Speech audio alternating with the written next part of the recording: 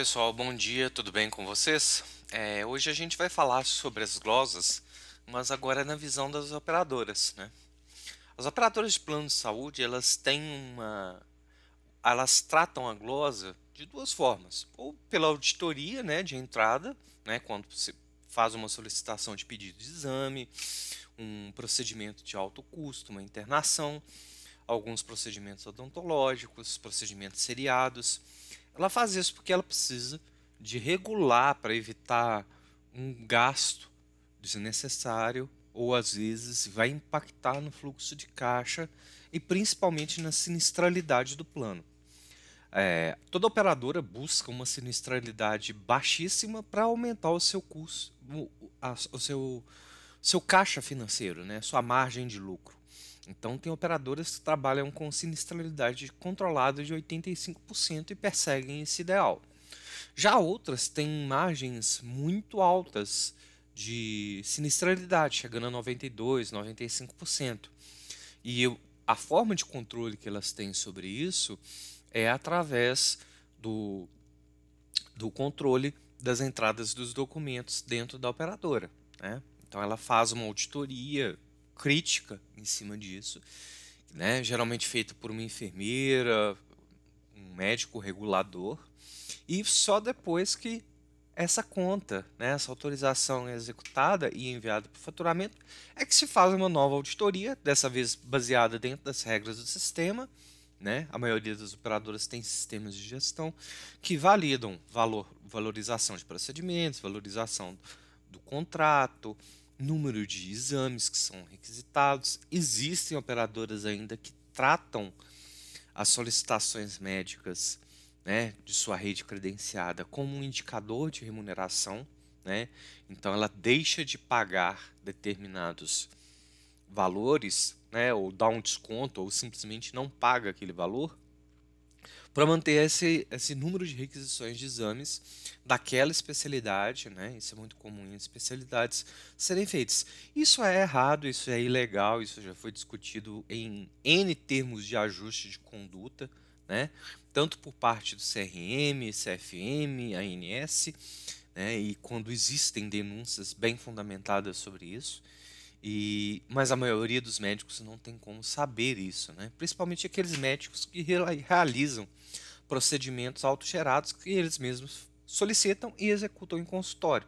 Oftalmologia, ginecologia, são exames que são muito frequentes, né, de terem essa análise por parte da operadora. Existe um problema muito sério das operadoras que elas não entendem, né, ainda, elas não têm uma visão do custo efetivo total de uma conta médica e a análise da sinistralidade, do grau de exposição ao risco, geralmente é volumétrica, ela não é qualitativa. Então, as operadoras nunca analisam qualidade de faturamento, elas analisam inconsistências, né?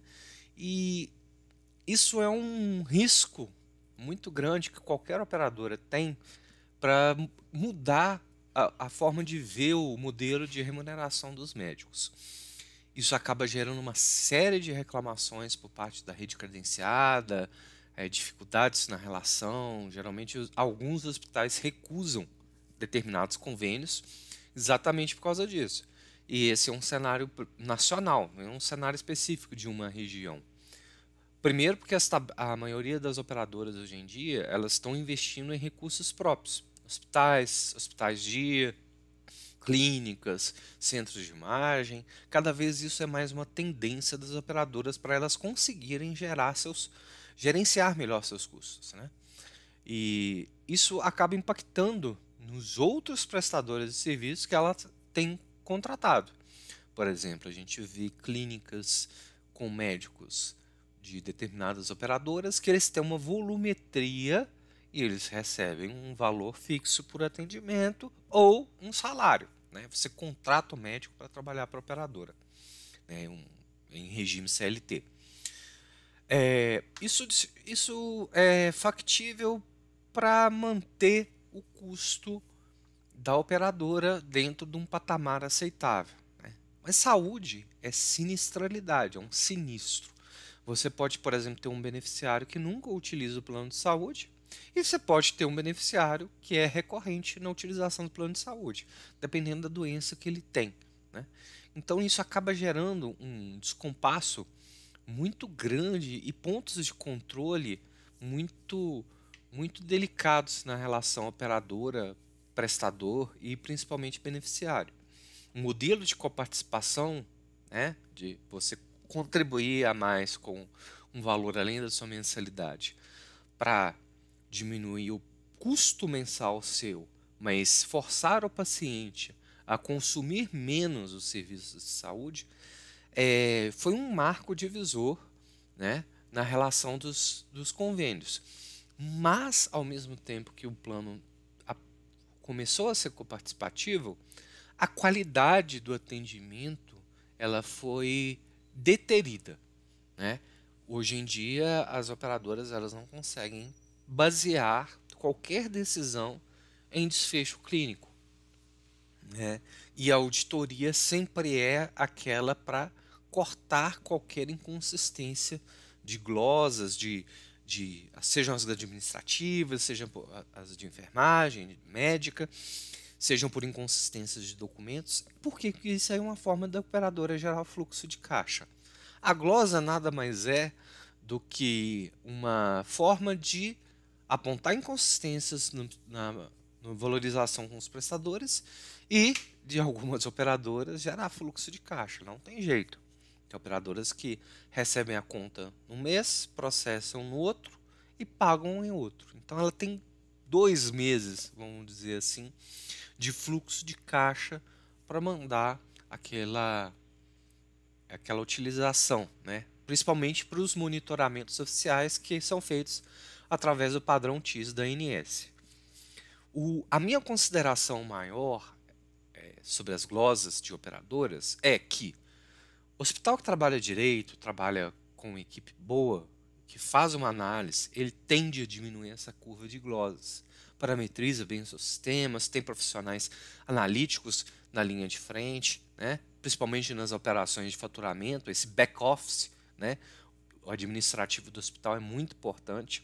E nas operadoras, geralmente elas deixam por conta do sistema, fazem análises de glosa, e elas têm painéis, né, de acompanhamento desse número de glosas, e isso acaba gerando uma série de insatisfações, principalmente quando as glosas são recorrentes. Tem operadora que glosa o prestador frequentemente, né? As operadoras odontológicas, exclusivamente odontológicas, elas são as mais baratas, né? O ticket médio dela de serviço é R$ 25, 30, 45, dependendo da região, e elas são as que mais glosam os odontologistas, né?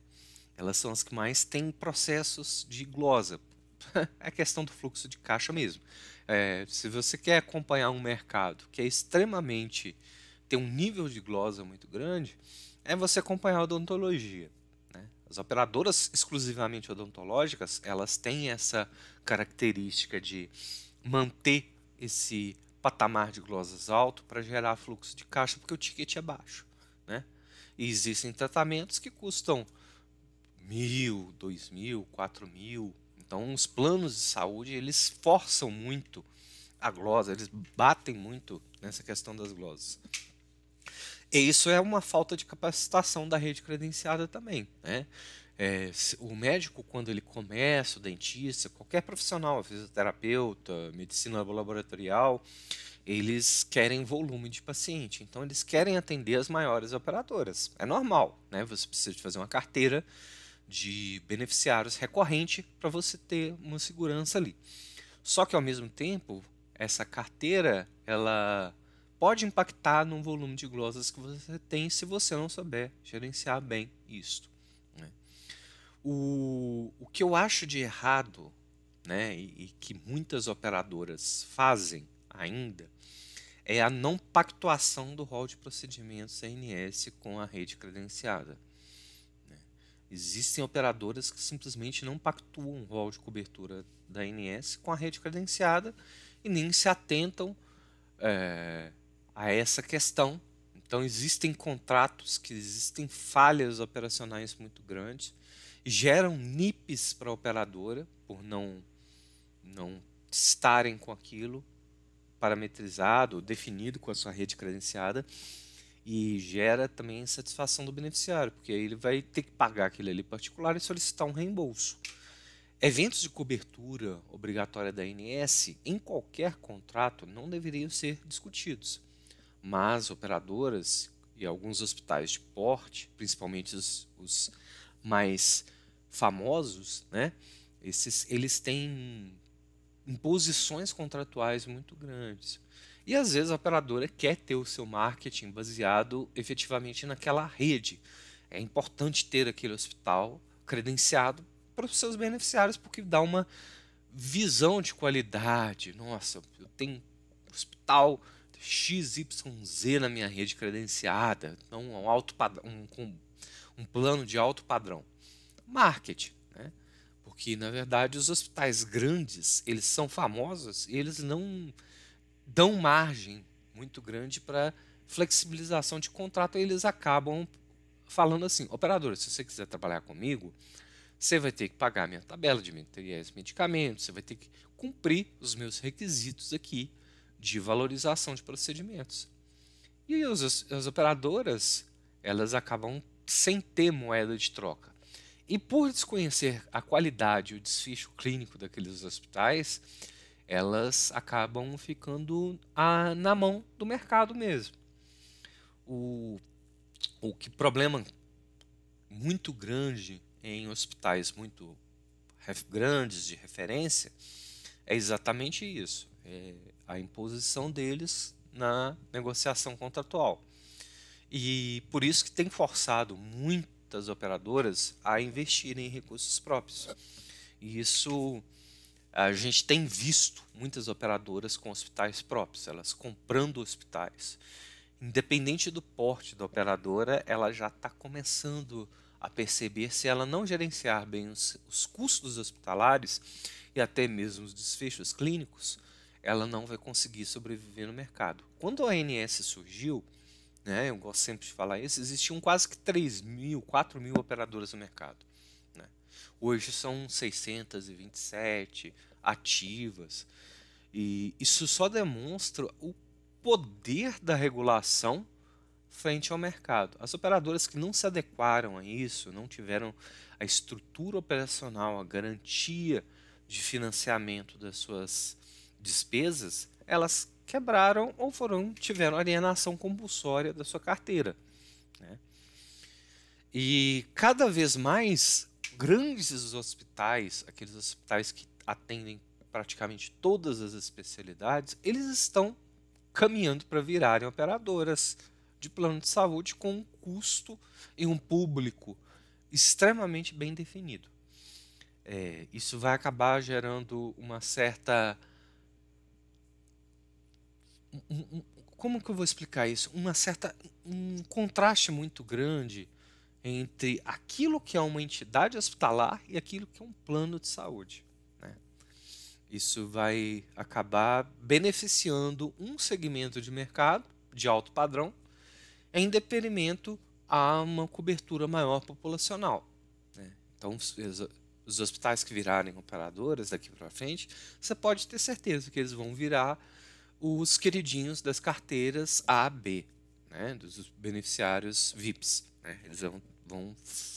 Eles não vão enxergar a classe C, D, E, F e assim por diante. Eles vão focar dentro de uma classe social, né? Um extrato social, e atacar aquilo ali com muita violência. Qual que é o benefício? Qual que é o cliente que não queria ter todos os serviços feitos num hospital lindo, maravilhoso, esteticamente perfeito, com piano de entrada, ou N coisas aí? Eu acho isso muito bizarro, porque nem sempre a melhor hotelaria, a melhor quarto, o melhor leito hospitalar, o melhor processo de admissão e ciclo do paciente vão ter os melhores desfechos clínicos, né? Às vezes aquele ali vai ficar recorrente demais. E isso acaba gerando um problema crônico. E esse é o problema de toda operadora de plano de saúde quando faz uma glosa. ela não conhece desfecho clínico, ela não avalia a qualidade da sua rede. Ela avalia, entre aspas, reputação dos profissionais que ela credencia. Existem operadoras que fazem processo de seleção. É a melhor forma de atrair e reter talentos lá? De certa forma, sim. Né? Você qualifica melhor seus médicos.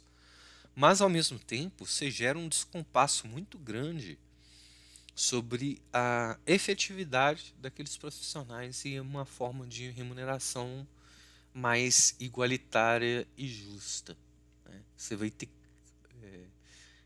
a sua remuneração ainda é um problema muito grave e ela ainda vai continuar te persistindo na questão da sinistralidade.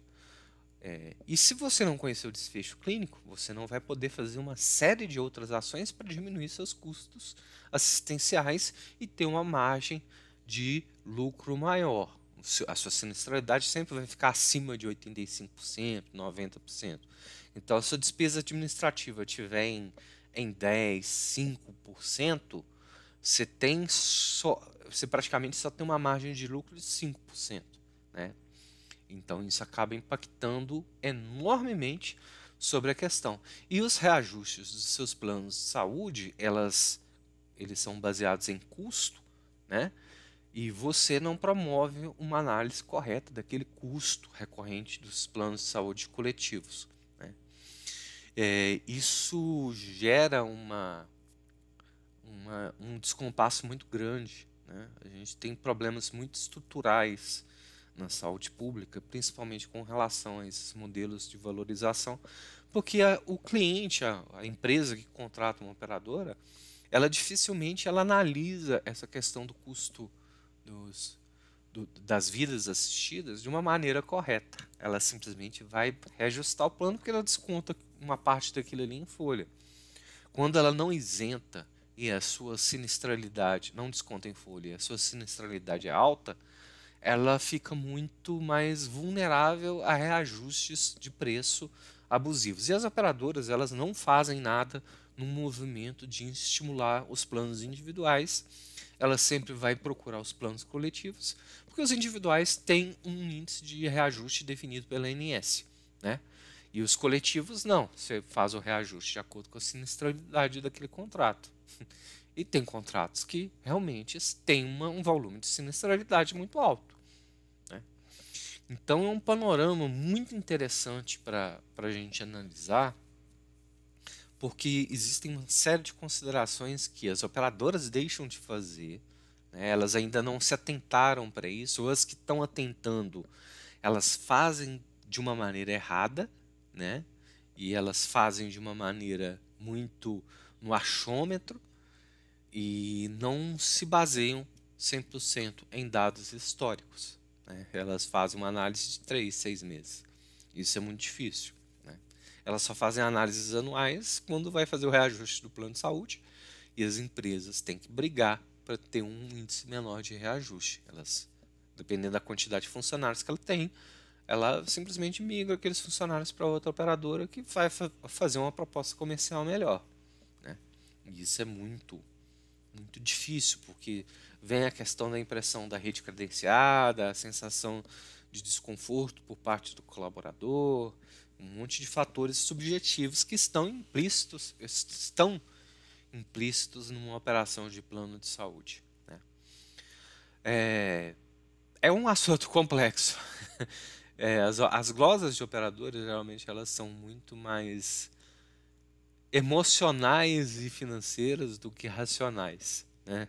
Elas são mais punitivas do que realmente orientativas. E a gente ainda vai continuar com esse cenário por um longo tempo. Eu espero que vocês tenham gostado do conteúdo de hoje, dessa reflexão do dia. Que todos fiquem bem e tenham um excelente dia, um excelente final de semana e não passarão.